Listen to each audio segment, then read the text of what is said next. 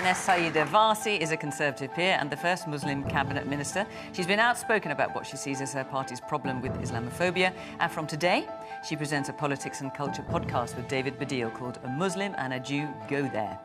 Labour's David Lammy wants to be the next Foreign Secretary and could be before the year's out if his party wins the next election. He was a minister under Tony Blair and then Gordon Brown's leadership and has written books on the London riots and political tribalism. Caroline Lucas is one of the most recognisable faces of the UK Green movement and the only Green Party member to be elected to the House of Commons. The Brighton MP has twice led her party, standing down as leader most recently in 2018. And Tim Stanley is an historian, author and journalist. He's a sketch leader, writer and columnist at the Daily Telegraph and a regular panellist on Radio 4's Moral Maze.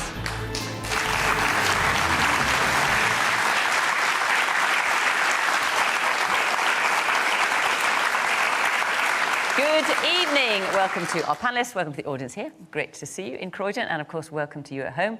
You can catch up with the programme on BBC Sounds, on the iPlayer.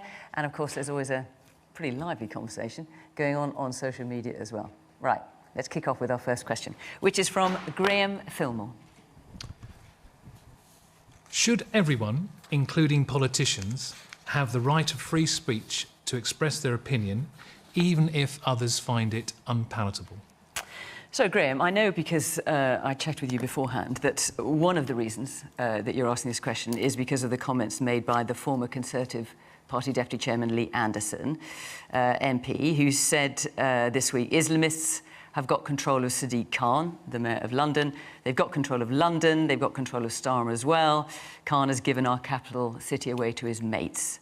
And the former Home Secretary, Suella Braverman, also added her voice. She said, the Islamists, the extremists and the anti-Semites are in charge now. Keir Starmer is in hock to the Islamists. Sayeeda. Well, freedom of speech is one thing. Talking absolute trash is something else. And when politicians make comments like that, which have no truth to them, have no evidence base to what they're saying, and they're simply being used as a way to incite and divide communities, that's wrong. Politicians have a responsibility. We have a public platform. We have the privilege of office, and we have to take that public office and that privilege incredibly seriously. So Lee Anderson says, I mean, these are his words, he says, I am not a racist, and neither the Prime Minister nor prominent cabinet ministers have said that Lee Anderson is a racist. They've said they have a problem with what he said and it's unacceptable. Do you think what Lee Anderson said was racist? What Lee Anderson said was a clear anti-Muslim trope.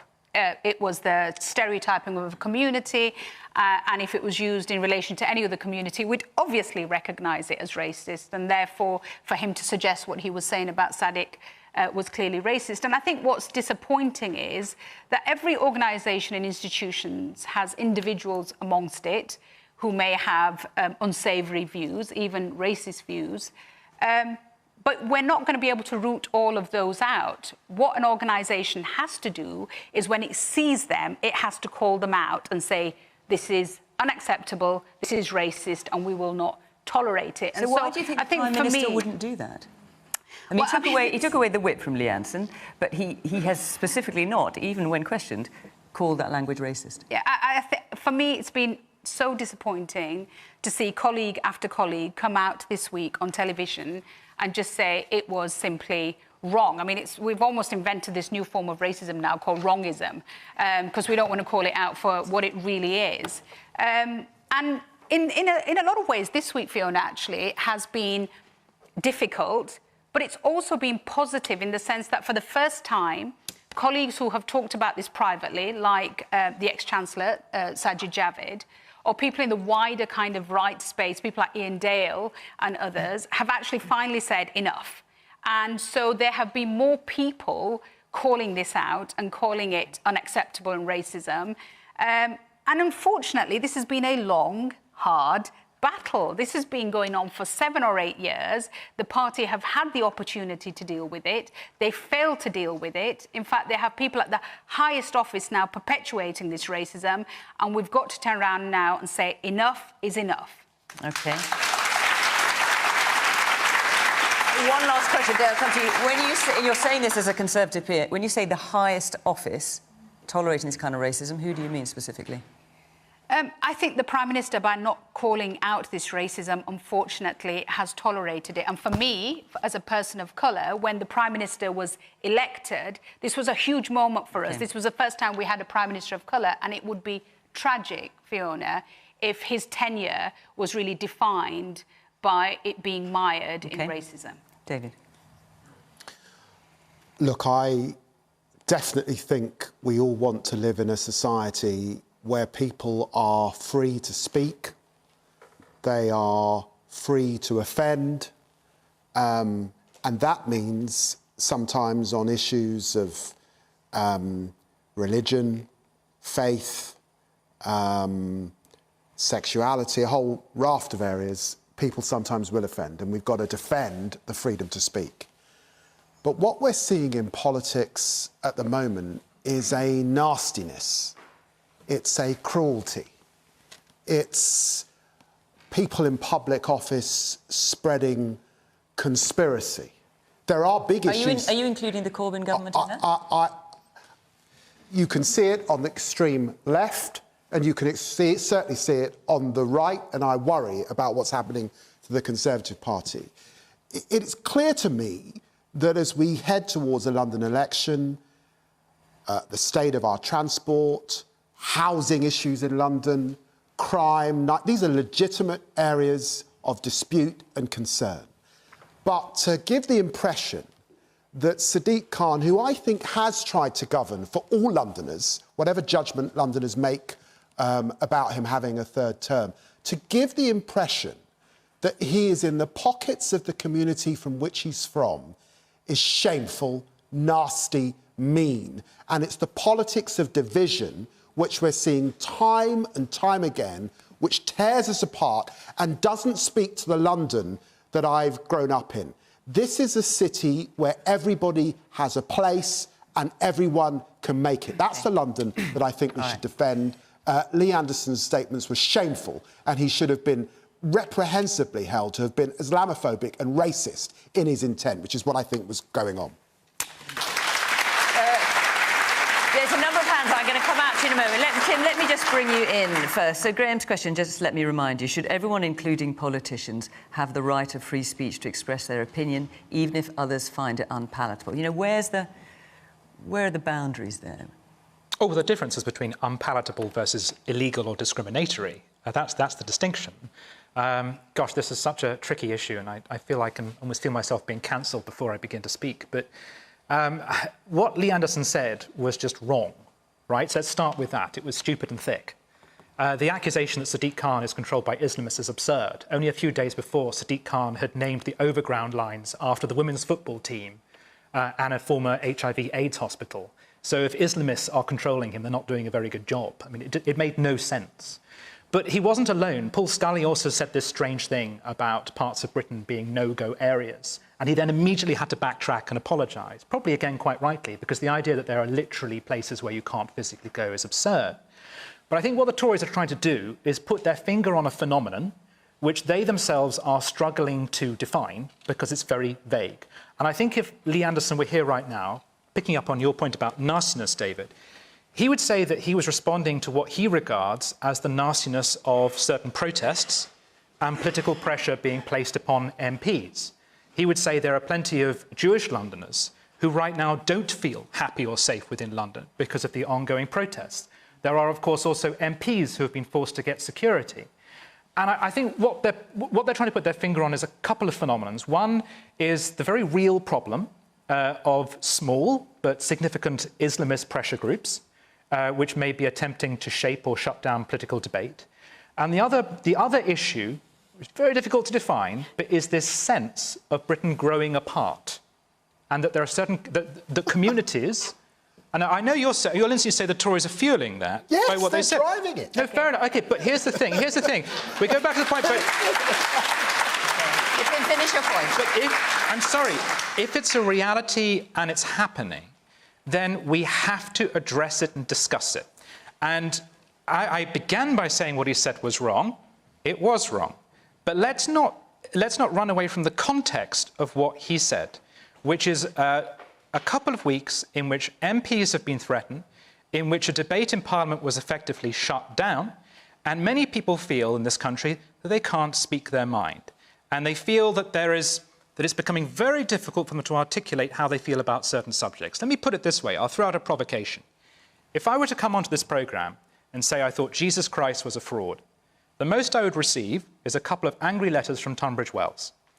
If I were to say something analogous about Islam, and note that I don't even have the courage to put into words what that might mean, I would very probably face threats of violence. That's nasty. That needs to be called out too. OK, I'll come back to you on that, Sadie. Let's hear from our audience. It's the man at the back with the... Yes, you with the grey jacket on. I think there's a few things. Firstly, I think people who go on about free speech don't understand that freedom of speech does not mean, having no freedom from consequence. You can, say what you want, but people are going to, react a certain way, and you're going to face consequences of what you said. I think more broadly speaking, I think the anti-Islam rhetoric of the Tory party is something that is a big problem. A lot of people who are on the right of the party don't think Islamophobia is an actual sort of thing because they think it's a made-up word to kind of, just like defend. It's not right. And I think, quite frankly, there needs to be a situation where people are able to, people who are Muslim are just able to just live and not have people like, I don't know, Lee Anderson say such disgusting things like that, personally. So that's my opinion. OK, thank you. Yes, a woman there. Yes, with the scarf, yeah.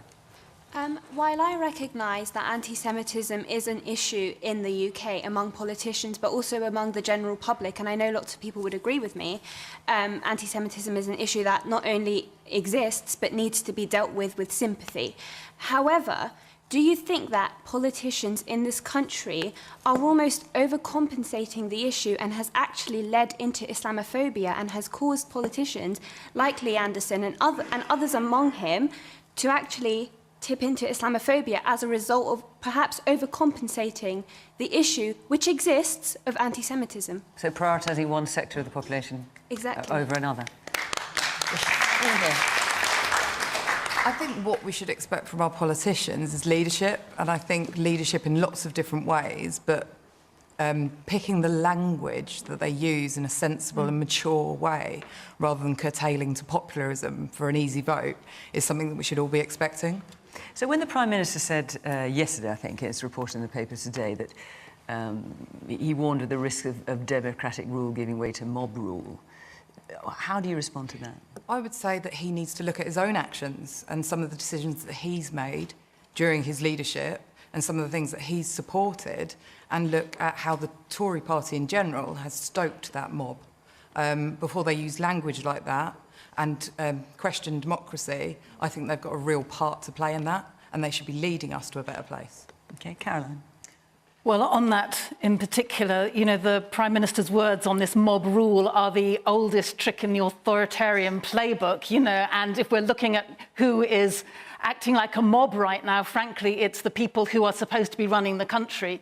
It really matters the kind of language that the Prime Minister uses, that the Deputy Chair of the Tory party uses. Language really matters, and what concerns me is, of course it was wrong, but it was worse than wrong, and it should be named as anti-Muslim hate, as Islamophobia, because naming it matters. And it was excruciating, frankly, listening to, I think it was Michael Tomlinson, 6 times refusing to say why it was wrong to say what Lee Anderson said. And the Tory party's inability to name that really worried me. But I think what's really going on here is something far more dangerous than Lee Anderson just, accidentally perhaps using anti-Muslim tropes. What's happening, I think, is a very deliberate strategy by this government to lurch to the hard right in order to try to prevent some of their MPs going off to join Reform. I think what's happening is deeply, deeply dangerous, because what used to just be a dog whistle is now, frankly, a bloody great foghorn and a megaphone. And it is causing lots of anxiety. We know that the numbers of cases of anti-Semitism have risen sixfold since the awful atrocities back in October. The number of hate crimes against Muslims has increased threefold. Language has consequences, and I think we absolutely need to call out this unelected Prime Minister who is leading one of the most unpopular governments in all time, and he is deliberately, divisively using this language to divide our country and pull it apart. And we have to call that out, otherwise it's going to end in a grim way, I think. Saida. Can I just come back to it? I'll come back to you. Okay. Saida, I should give you an opportunity to respond to what Tim was saying. And Tim was using the analogy, correct me if I misrepresent what you said, Tim, but if you were to say Jesus Christ was a fraud, you might get a few complaints, but frankly... Careful, because... Not very much. If you said something similar about Islam, yes. The kind of response you worry you might get, would it be as acceptable to... to say something like that? I think Tim's understanding of Islam is so fundamentally flawed. The great tradition of debate, discussion, disagreement is a fundamental part of the faith. There has always been huge discussions and debates and disagreement. And in fact, one of the things that the parliamentarians who came up with the definition of Islamophobia, which is a cross-government definition, the two things that they made absolutely clear was that this definition was in no way there to protect Islam. It was there to protect believers, and that so definition it would therefore be acceptable to criticise it as a religion if one wanted to. I do it every single week. I have conversations every single week about how you interpret that particular verse, how that would be seen, how women's rights were seen, what the history was in relation to LGBT rights. These are conversations that are happening every single day, every single week in countries around the world. But you know what we try and do? We perpetuate this trope about Islam and Muslims. We try and present them as somehow slightly less sophisticated, underdeveloped. It's all part and parcel of what we've been seeing from certain right-wing media, from certain think tanks, from certain members of the public. And it's because there is a clear strategy to other this community. Two grandfathers lost their lives in this country because they were attacked because they were Muslim. We've just heard the statistics from Caroline. This is real. This has real life consequences. In the last 7 days, we've had 3 far-right extremists arrested for planning a terrorist attack against, they were looking for an Islamic institution to attack. This has real life consequences, and I have spoken to my colleagues over and over again that, look, this is either two things. Either my colleagues are so dim that they cannot understand the consequences of what they're doing when it's staring at them in the face, or they are doing this deliberately to divide communities, to other this community because they think it's an election strategy. Exactly. And it's dangerous. It's dangerous. It's going to stop. Tim, you wanted to come back in. Yeah, well, first of all, I don't think the government is deliberately doing this because it immediately sacked Lee Anderson and it's embarrassed by the row and it's struggling to find, as I said, the right language to describe precisely why it is offended and why it was also wrong. Don't mischaracterise my views on Islam. I've written a great deal about the subject. You've got on your panel, I think, possibly for instance, the only Telegraph writer who has said there should be a ceasefire in Gaza and that Benjamin Netanyahu should go. I am very sympathetic towards, admire and respect Islam. Your characterisation of it is correct. It has many schools. It has a great deal of debate within it. It has had many reformations. And it really saddens me how it is misrepresented in this country. I'm not talking about Islam. I'm talking about a small group of people within it, political ideologues, who use threats of violence to try to impose one particular view upon other people, including non-Muslims and many Muslims, because there is a great deal of hate directed towards Muslims by other Muslims. That is a problem. It is real. And I just come back to the context for this whole discussion is that a debate in Parliament was shut down because of fears about the safety and security of MPs who feel that they cannot express themselves. So I know you would deny that, of course. So the question was about being able to say the unpalatable. That's what I'm pushing here. This is what is definitional to the West, is that so long as one does not encourage discrimination or violence, one should be allowed to interrogate ideas and religions. That's what I think the government is trying to cling to here. That's why it struggled to precisely define what it didn't like about Lee Anderson and what he said. Because it's trying to maintain the right to criticise ideas and political movements. All right. Caroline, you forgive me, there's quite a lot of hands up, so I'm just going to go around to the... Yes, at the very back, there's two people. One's... You've got sunglasses on, I can see. I know these lights are bright. I didn't know they were that bright. But anyway, off you go. I promise I have a licence to wear these. They're not sunglasses. Oh, forgive me. I just want to start by saying I really commend Saida because I think she has the patience of a saint to remain in a party that is actively hating people like her. So, I mean, well done to you. God bless you. But I think the first important point I want to make is if it looks like a duck, if it says Sadiq Khan, who is a Muslim who is brown, is being controlled by Islamists, it's an Islamophobic duck. And you have to be able to say that. Why is that important? Caroline already said. And for me, what's really wild about this entire debate is that people are forgetting that Lee Anderson is the very same man who about 18 months ago was on, I think, GB News or one of these other fringe media sites, talking about how the government does not have a concrete plan for the general election. So they are going to fight this election on culture wars. This is a culture war issue. But the last thing I'd like to raise is that I believe it was some Tory minister on LBC yesterday talking about how, in similar lines to Tim, you know, we should be able to critique a faith and we should be able to critique people who are part of this faith, you know, without being discriminatory. But people seem to be forgetting that we've been members of the Labour Party. I'm not a member of any political party, but I just want to say, members of the Labour Party who are critical of Israel have been expelled from the Labour Party because they have been literally for really spurious reasons up until just a couple of months ago. So it's really interesting for me to look at David because you're also complicit in creating this atmosphere, this McCarthyist environment where people feel like people are not allowed to have contrary opinions. If we are, you know, this great Western society where freedom of speech is important, then of course we must be able to critique political Islam, Islamists who do send threats to people. We should be able to say, not all Muslims are Islamists. I live in Tower Hamlets. There's no no-go areas in Tower Hamlets. It's a great borough.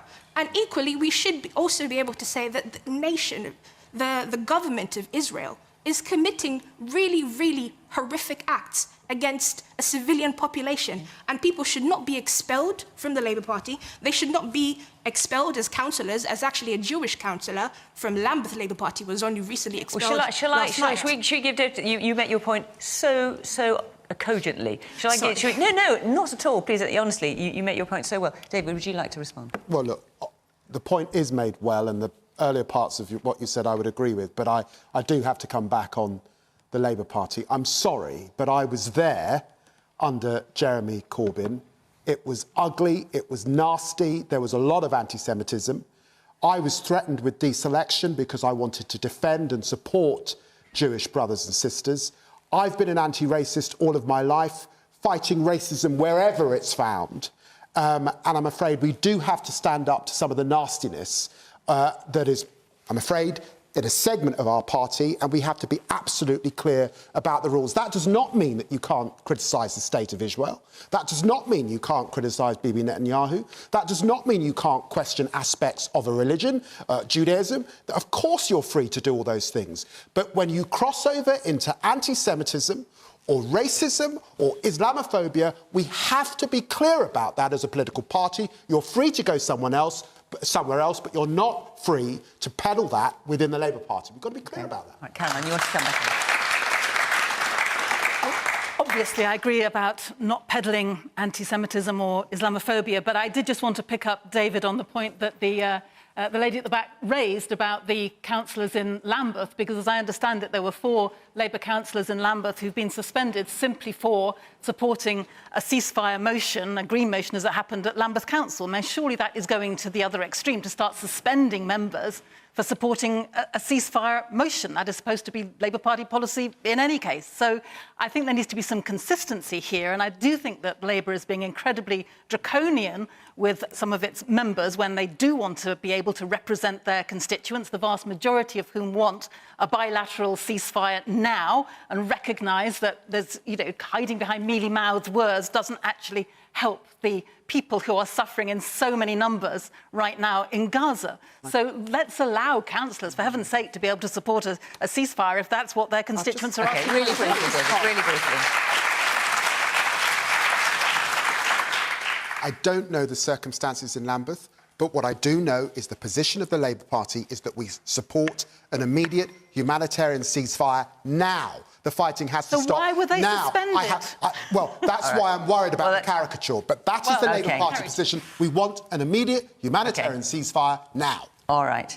And that, too, is a subject I do not doubt that we will come back to, and rightly so. Let me move on, but before I do, I just want to tell you where we are next week. So we are in Cardiff next week, and the week after that we're in Liverpool, and then the show after that, which is our last one for the Easter break, is Middlesbrough. So Cardiff, Liverpool, Middlesbrough. If you'd like to be in the audience for any of those 3 programmes, if you live in those cities or thereabouts, go to the Question Time website. These are the details, and we'd love to see you. Right, let's take our next question, which is from Khalil Jama. There you are. With public services in dire conditions, is it the right time for the Chancellor to be finding cash for tax cuts? Public services in dire conditions, is it right to be finding cash for tax cuts? There's all sorts of speculation, isn't there, in the press this week being floated around, coming from various sources about tax cuts, maybe a 1p reduction in national income, in national insurance, maybe 1p off the basic rate of income tax, maybe scrapping the non-dom tax rate. Anyway, let's see. David, is it right for the Chancellor to be finding cash for tax cuts? I think that in a cost of living crisis, with the highest tax burden that we faced in our country, I think a lot of people will be very, very worried that Jeremy Hunt, in some of the speculation that we're reading in the press, might be tempted to go down the road of Liz Truss. Now, that is a matter for him, and Rachel Reeves will Hang on. They're suggesting a 1p off national insurance or 1p off the basic rate of income tax isn't necessarily going down the road of Liz Truss, which I would argue is putting a bit more of a bomb under the whole thing. Fiona, you've done a great job defending Jeremy. Well, no, it's not my job to defend Jeremy, and I'm absolutely not trying to do that. I'm simply putting the other point of view. Well, let me put the other point of view. You know and I know that in the run-up to a budget, what the Tories will do is fly a kite about a whole range of policies to try and excite their base, to see if something will go down. None of us know what's in the budget until we get there. But we do know that there's been a debate in the Conservative Party about tax cuts, and that debate has now rumbled on for several years. At the same time, people are really feeling the squeeze. But the only way out of this is growth in our economy, and we have been in recession under them. So this is on them, and what the British people now need, frankly, is a general election. We need... So should I assume then that we wouldn't be seeing tax cuts under a Labour government should you get in? I've been around a long enough time to tell you that I'm not here as the Shadow Chancellor of the Exchequer to start predicting what is in... Well, I'd love to... Caroline, are you really going to start telling us what your plan is on the budget? I can certainly tell you, David, that the Green Party would not be proposing tax cuts at a time when public services are absolutely decimated, when hospitals have huge waiting lists, when schools are literally crumbling, when universities can't cope because they can't manage to manage their books. I can absolutely tell you that the Green Party would be prioritising investment in vastly needed public services, not cutting taxes. And are you going to suggest where the money's going to come from to do that? I would love to, David. I would love to challenge you on why the Labour Party has moved away from a wealth tax. No. A wealth tax is one of the things that in many other countries they pursue that and they look at the tax burden. Well, I shouldn't call it a burden. It's the responsibility of paying tax. and they recognise that some of the richest people in our society do not pay a proportionate amount of tax relative to the amount of money that they have, not just in their income, but in terms of their assets. So why is the discussion of a wealth tax such a taboo in this country? They have a wealth tax in Switzerland, in Norway, in lots of other countries where it's not brought the sky falling down. We should have a proper discussion about where the money comes from to invest. And one of the ways it can come from is from people who have more and earn more. OK. Saida, with public service in dire condition, is it right for the Chancellor to be finding cash for tax? I mean, there's all sorts of kites being flown about tax cuts that might be circulating around, testing the temperature of the response to those. Is it right to be... Well, I've sat in the Cabinet for enough years when the budget is about to come up. And actually, with the budget, nobody knows until we know. What comes out in the budget is actually kept very close. And the final decisions will probably be made this weekend. But be that as it may, would it be right for him to do it? That's the question. When they get their final figures from the Office for Budget Responsibility. I think there's a couple of things here. First of all, I think it's important to as a Conservative, my instinct is to have a low-tax economy. My instinct is to have that in the background of a stable economy. My instinct is to make sure that we have the money to be able to furnish our public services. But I think one of the interesting things that's been announced in all of this, which I think will probably, satisfy lots of people from different political divides, is a non-dom tax.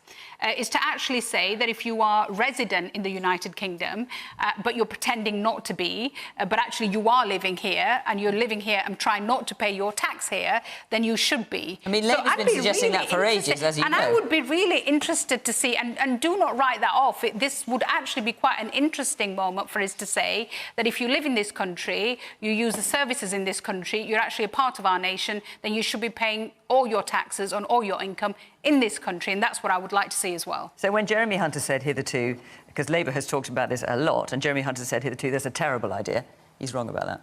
I wouldn't rule it out completely. I think there's a lot of discussion. So he was wrong about that then? Well, look, the Prime Minister, Prime Minister's wife was somebody who was in that status and then changed it. And I think the Prime Minister might be thinking, well, if my wife is now no longer having the advantage of that and she's paying, maybe everybody else should too as well.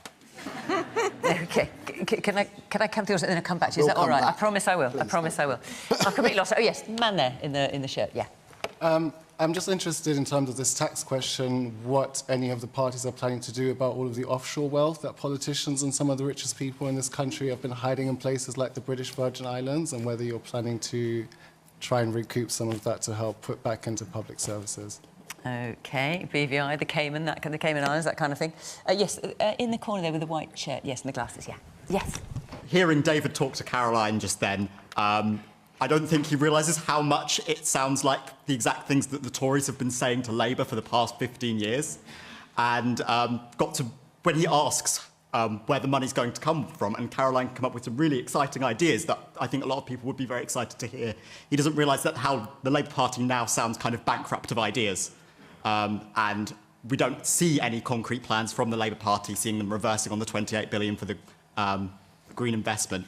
I just want to know what Labour would actually do. OK, and I'll give you a chance to answer. Let me hear just a little bit more. The man in the blue shirt there, almost at the back, yeah. Yes, I actually kind of want to defend Labour a bit here. I think what he was trying to say, rather, is that, at the end of the day, the country is in a bit of a dire situation. And I think, especially in times like these, when it is very uncertain, I think it's 4 out of 5 schools are collapsing and the NHS is on its knees, we do need concrete plans going forward.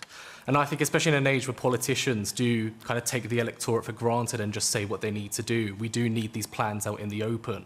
We can't just be making these promises. We do need to hold politicians to account and get these clear plans that we can see they're following and whether or not they're following them through. OK, woman here in the green jacket. With a criminal justice system that is failing and only prosecutes for just over 4% of domestic abusers, and an NHS with waiting lists going on for over 2 years at times, why should there be an expectation of a tax cut, and why are people not willing to invest in their own country for the benefit of themselves and others? I think it's fair enough. OK. Dave, I promise I'm going to come to it. Just let Tim, because Tim hasn't spoken. I think to answer that question, it's because it's my money. And the government already takes a great deal of it. We have the highest tax burden we've had since the war in this country. And that's a legacy of a Conservative government, by the way. And I hope that Labour will cut those taxes at some point. There is a tension in the Tory brain between two views of, one, do we just try and run the economy really well, which means balancing the books? Is it all about sort of fiscal conservatism and making sure everything adds up and being able to finance everything? And that's the view which was largely won out under Rishi Sunak. That's his sort of perspective. And then the other side of the Tory brain is the Liz Truss view, which is that part of the problem why we are not growing is because of taxes. And if you take that view, then you actually can't afford high taxes because they end up killing growth. And the more taxes you introduce, the more you disincentivize people to work, or the more you discourage people from investing in this country, or like non-doms coming here to work, etc. So it's very difficult for the government to decide between those two things. But I come down, we all want to finance public services well. Of course we do. We already, though, have this incredibly high tax burden, and we're failing to do that. And our economy is not growing properly. I mean, it's low, Tim, it's low relative to some countries, the amount of tax we pay in terms of France, right. the Scandinavian countries, Germany. If you want to pay more, you can volunteer to pay more, and good for you. But ultimately, we're listening here to politicians discussing what to do with your money. And I just think it's incumbent upon a Conservative government, if it can afford to, without undermining public services, of course, to give the people back a little bit of their own money. OK. David, let's get you back in here. So obviously the point made by the man over there, and also someone was asking about what are we going to do about people stashing their money away in the British Virgin Islands and Caymans and stuff like that. My challenge to Caroline was really about being fiscally responsible, because I do believe, as was suggested, that is what the public want to see. But when I'm asked what have we proposed, we've proposed reform of business rates. We've proposed reform of the planning system and a change to the housing market. It was us that proposed scrapping the non-dom status. I'm glad that the Tories are now taking that on. It was us that proposed a windfall tax. They've taken it on in part, but they've not done it on full on North Sea oil and gas. Those are a set of proposals that are around growth. We can then get to skills and our FE colleges and how we invest in the future. That is a proper plan for growth. It does feel to me that flying a kite in the papers before a budget is not something that a responsible politician says, oh, yeah, we might do that, we might do this. I want to see what actually is going to happen. I saw what happened before under Liz Truss, and as a consequence, people are paying higher premiums on their mortgages than ever before in our country. That is what happened, and that is why this is such a serious subject. OK. Yeah, let me briefly, yeah. I just wanted to come back on the issue of investment, because everyone's saying we want investment, and indeed we do, but we have the lowest private investment in the whole of the G7, and we recognise that public investment is absolutely crucial to give the private sector the confidence they need in order to be crowded in as well. So if we are looking at it from the pure lens of what is good for the British economy, then I can promise you properly investing in public services is what we need to be doing, and indeed investing in the green economy. And it is a cause of great disappointment that the Labour Party has now done its U-turn on that £28 billion, because that wouldn't only have been good in terms of the environmental consequences, it would have been good in terms of the economy as a whole, because it would have got some of much needed investment into all kinds of new technologies that now aren't going to be there, as well as properly insulating people's homes. So let's hear it for investment. It's absolutely what we need to be doing. Britain is at the bottom, as I say, of the G7 when it comes to private investment, and we need more of it now. OK. Let's move on and take another question. From Catherine Stewart. Yes. Should this country bring in a law to allow assisted dying? Now, you're asking this today, Catherine, and the Health Select Committee has just released a report on assisted dying. It's not calling for a parliamentary vote, but says there is evidence there that could inform a debate. The government has not called for a vote, but says should there be one, it's indicated it would allow a free vote on this. Tim? I'm a Catholic, and we're against assisted dying. But this is the subject, probably, of all Catholic social positions where I struggle the most, partly because I have seen people die, and I understand how messy, humiliating and painful it can be. And as the population lives longer and we see greater incidence of dementia, and partly as a consequence of things like austerity, people looking after their relatives by themselves, this creates an added sense of burden and responsibility. And I understand, therefore, why there is greater interest and why this debate has come up at this time. I still hold back from it, though. And I hold back for a number of reasons. One, because where it has been done, there was initially a promise that it would remain only people who are terminally ill, but the definition of who can access it has grown and grown. It's become younger people, people with mental health problems, not just people who are physically ill. So there's always the problem of the wedge always seems to inevitably expand. There's the problem also of people, again, in a climate of poverty, people feeling like they are a burden and maybe choosing assisted dying rather than being a burden on their families or on their society. And I think that would be a tragedy. There's also the problem that you will get people who will abuse any system, who will pressure relatives to do things. So for all of those basic reasons, I'm against it. But there is also one big sort of philosophical one, which is up until now in our civilization, we've regarded medical practice as being about preserving life and trying to reduce suffering. If you legalize assisted dying, you civilizationally switch things. Suddenly, medicine becomes also about ending life.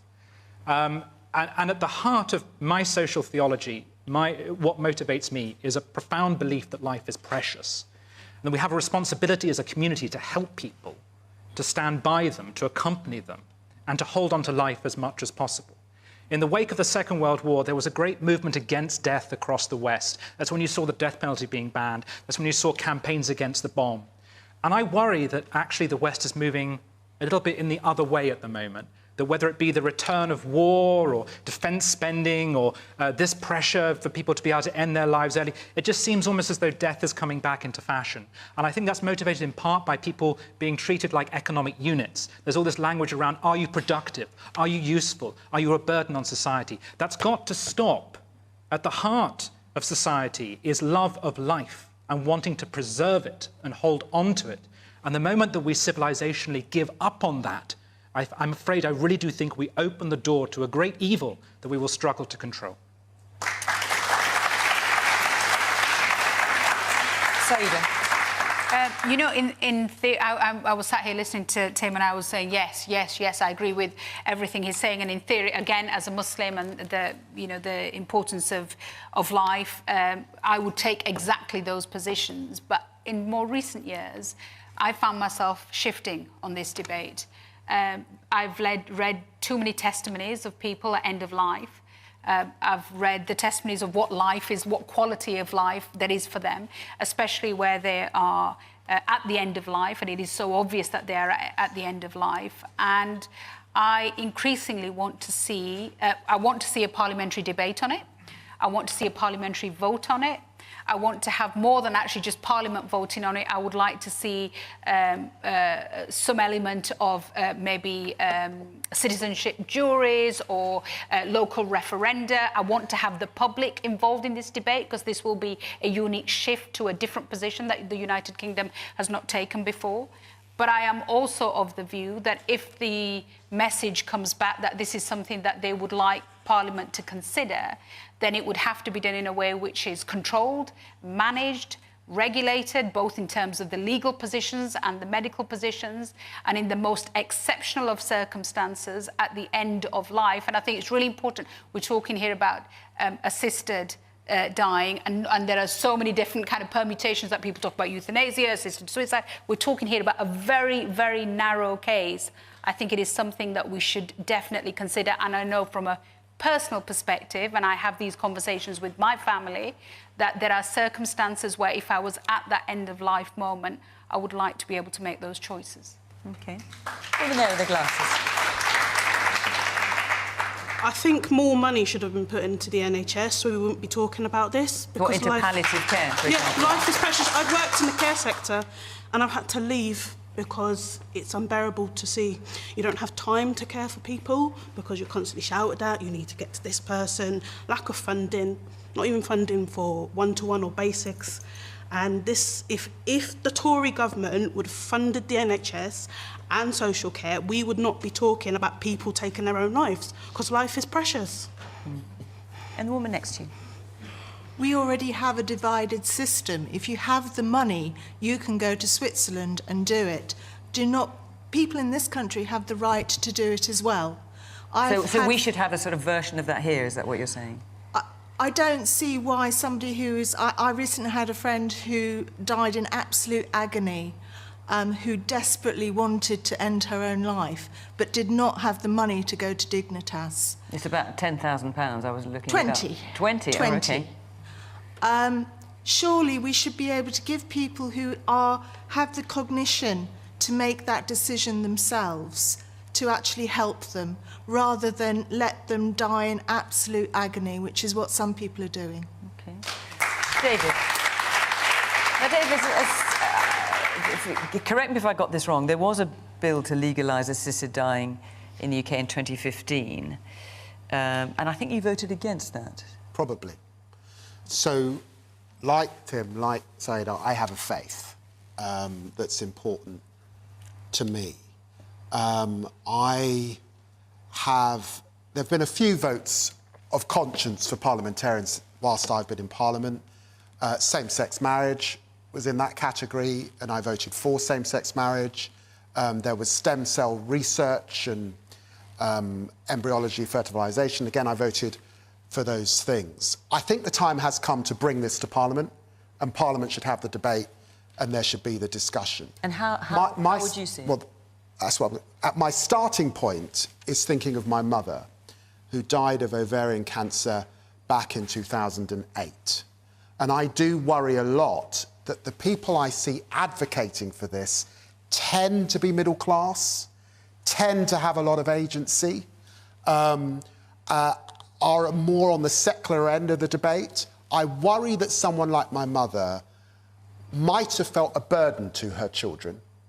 And I certainly have come across families in the constituency where there might have been pressure from children. And when the woman here talks about people dying in agony, my concern is the safeguards would have to be in place. So if this comes to Parliament, I will listen with an open mind. And there are sometimes you sit there and the debate and listening to colleagues moves you to a place, and I might vote for this. But my starting point is that based on Christian faith. I believe in the dignity of life. I'm worried about the idea that it's now up to human beings to decide when life should end, and Tim, as a Catholic, will understand where I'm coming from on that. But I am open to the discussion because, of course, I've known relatives, friends, constituents who have died horribly and painfully and feel that this should be something in their control. I just want to make a call out, though. Please let us support the wonderful nurses and carers. I'm thinking of people like the Marie Curie, who do a wonderful job with palliative care, and not lose sight of the very special role they play in this debate and this discussion. Karen. So the issue of palliative care has come up a couple of times, and I just want to really emphasise that I don't think there has to be any division between much better palliative care, which we undoubtedly need in this country, and support for assisted dying, and that is something that I do support. But I recognise that, for example, in my own constituency or in Brighton and Hove, there's a wonderful hospice, Martletts, and it spends all its time trying to fundraise because there isn't enough money coming from government or from the Integrated Care Board. And so I think we have a wonderful movement in this country, the hospice movement, and it should be properly funded so that people aren't scared at the end of life. But having said that, there will still be people, however good our palliative care is, who can't be helped in that way and do, I think, have a right to end their lives. And I absolutely take the point that the lady said here about, of course, some people can't afford to go to Dignitas. If they do go to Dignitas with a family member, then they face an absolutely awful situation of the family member when they come back being potentially investigated and even potentially prosecuted. So it's a terrible situation for those people right now.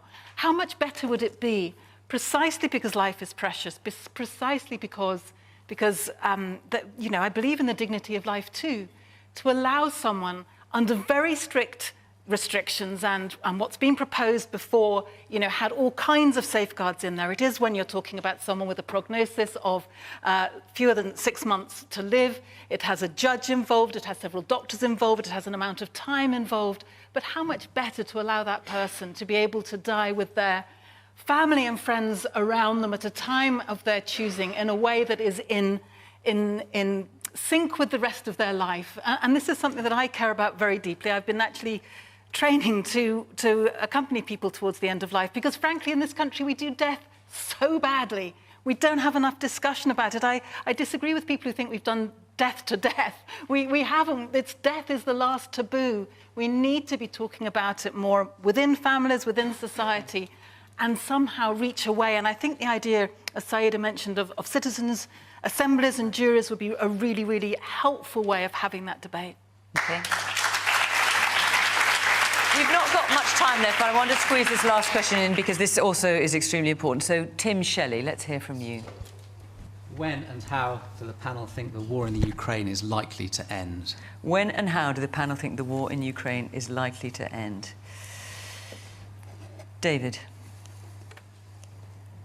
We have to continue to assist Ukraine, and this is obviously not just the UK, it's America, much of the Western world, and certainly our European partners, with the arms and the aid that is necessary. We cannot allow Putin to claim significant portions of that country, to get to a point of victory, and then to look to Moldova and other parts of the region that he can claim as well. And I do believe that whilst there's a lot of debate at the moment about the United States and Congress and finding the money, and I've been to Washington to absolutely stress the point that for us here in the UK, this is not a partisan issue. Of course they should support the fight for freedom. But the question, David, is when and how do the panel think the war in Ukraine will end? Well, that's the question, not whether we should continue to support it, but how will it must end with us bringing Putin to heel. That's how it must end, because the consequences of Putin winning is disastrous for our quality of life and our freedoms that we enjoy. And do you have any idea how long that could possibly take? I mean, I know it's like how long is a piece of string, but nonetheless, if the EU, Britain, the Americans are going to continue to support Ukraine, this must be something that you discuss. How long can this go on? My sense is that Putin is waiting out 2024. He knows that there's an election in America. He knows that might have some influence on the outcome of Ukraine. So I can't see anything coming to an end this year. We then get into 2025. There may be a big decision for Europe as a consequence of decisions in the United States. I still think they'll find the money this year. Trump says that he can fix this on day one, within 24 hours. Let's see if he pulls that off. Okay. Maybe all right. he can. Let me get around the rest of the panel. We then get into 2025 and 2026 and beyond. But we have to ensure that Ukraine prevails. Okay. We've only got about 5 minutes left, so we have to be reasonably brief. I'd like to be in the audience as well, Saida. So when and how? I'll be amazed if anyone on this panel says we should keep supporting Ukraine. So let's take that as a given. When and how do the panel think the war in the Ukraine is likely to end? Well, the way it will be fixed is through political agreement. This war is not going to be won militarily. We've seen both the United States and Russia at various times go into countries thinking they were going to fix those countries and win those wars within days. But is it realistic to think that Ukraine can push Russia out? No, this war is not going to be won militarily on either side. In the end, there will have to be a political discussion. But unfortunately, Putin has showed, and it happened in 2014 when he first invaded Crimea, that he is not going to abide by a political agreement. We had several political agreements, Minsk 1, 2, 3. He didn't abide by those. So I think in the end, depending on what happens in the United States, depending on what the appetite is, how difficult it gets for Russia, and at the moment, unfortunately, it's not getting difficult for Russia because their economy is doing better than they anticipated, and he's winning the ground war as well in certain places. But I think we just have to find the political pressure. The easiest thing in the world to do is start a war. The hardest thing in the world to do is to stop it. Tim. interesting we were discussing life and ethics of life earlier. My view is that sometimes a war is a tragic necessity, but it's always evil. And one has to look to how one reduces suffering and death as much as possible. So I think the answer is that this is now a stalemate war, and that it has to be resolved through political dialogue as speedily as possible in order to bring it to a close. What would that look like, given that Putin is showing no signs of wanting to relinquish the territory that he's gained? The Ukrainians, understandably, saying no sign of wanting to hand that over. Yes. So what does that diplomacy look like? Here is the problem, is that the West has raised two impossible standards. One is the restoration of Ukrainian territory. That's probably not going to happen. In fact, some in the West, like Truss and Boris, were even suggesting the return of Crimea in their language, which was preposterous. So he's probably not going to give in on that. And the second thing was Ukraine's future membership of NATO. Again, that's going to be an absolute red line in negotiations for Russia. So the answer to the original question is I think probably will be resolved post-election, I agree. It's probably going to be resolved in a way which is deeply unsatisfying. But it might be that the West just has to accept that that it was a victory to prevent Putin's complete crushing of Ukraine. The Ukrainians have fought incredibly bravely. The West was right to support them in doing that. But in order to reduce the tragic loss of life which is continuing on both sides, I think it would be perfectly reasonable and civilized to reopen negotiations with an open mind at this point. Caroline? I'm just really worried that we are massively still underestimating Putin. I think if he can get away with having secured some land in Ukraine, then where does he go next? He goes to Poland and he goes elsewhere in Eastern Europe. And I think he is quite terrifying. And I think we really need to recognise the scale of the threat that he poses. I think there is still more that we could be doing when it comes to sanctions. And I know last week you were talking about closing some of the sanction loopholes that there are in the UK, whereby, for example, we are still sending money to the Kremlin because of importing Russian oil that's been refined elsewhere. So we need to close that loophole. We need to look more at sanctions. We need to look more at the Russian money that's still sloshing around London. We need to look at the Russia report. I've actually even taken the government to court over the so-called Russia report. This was a report that talked about the fact that there is credible evidence of Russian interference in our own electoral system over the referendum and other elections and elsewhere. Overall, I just feel government after government is basically not realising the scale of that threat that Putin faces. But what should they do, other than more sanctions, closing the sanctions? What can people do? Well, what they can do, for example, is yes, more sanctions, but if necessary, more, and this comes quite a difficult thing for me as a Green to say, but potentially more support for the people fighting in Ukraine, because I worry at the moment we're giving them just enough so they don't lose, but not enough so they win. And when you've got the money being blocked in the US as well, it feels as if we are letting them down in a very significant way. So I think this is, it's on the edge of the Third World War. This is massively, massively important, and I worry that we're not taking it seriously. But if we're not willing, very quickly, because I won't have time. If we're not willing to commit more, and when France floated the possibility of military advisors entering the country, Putin threatened a nuclear response. If we're not willing to risk more, then why continue a slaughter when we already know what the outcome is going to be? David, I'm so sorry. David, I know you want to take issue with that, and Kel, I'm sure you do too, but we're actually over time, so forgive me, I'm going to have to end it there. I don't doubt, and I'm very sad to say that, of course, we will return to the subject on the war in Ukraine, because there's certainly, as you say, David, no sign of it ending anytime soon. Our hour is over. In fact, we are over our hour, so I'm going to end it there. Thank you very much to the panel. Thank you to all of you here in Croydon for coming along, and thank you to you at home for watching. From Question Time, bye-bye.